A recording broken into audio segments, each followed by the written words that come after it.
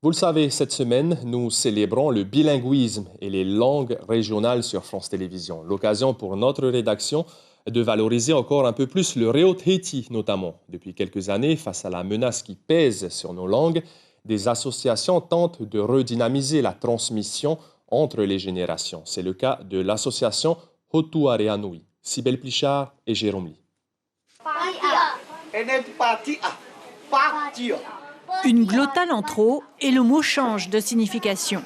L'apprentissage du tahitien peut s'avérer fastidieux, même pour les enfants. Maman, on parle en tahitien des fois. Je crois que c'est dur. Je sais pas, parce qu'on n'a jamais appris.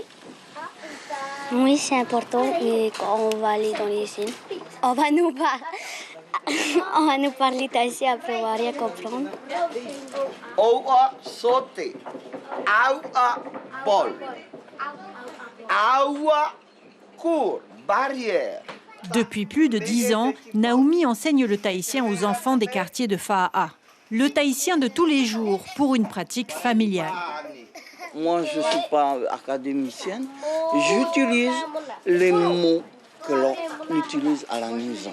Et si vous vous trompez, on est là pour s'améliorer.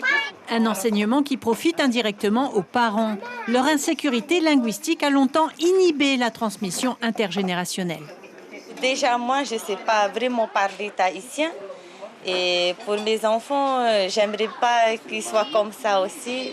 Du coup, je préfère qu'ils viennent ici apprendre le Réo Maohi. Je me rappelle, moi, quand j'étais à l'école, on ne pouvait pas parler à l'école, quoi.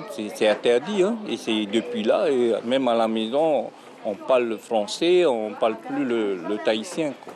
Un peuple qui n'a pas sa langue, ben, il est perdu, il est mort. Hein.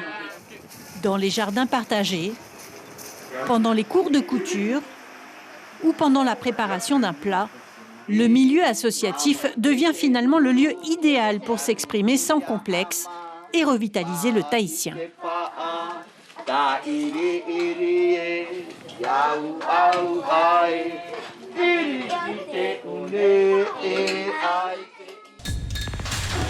L'information en continu sur Polynésie la première, Internet et réseaux sociaux.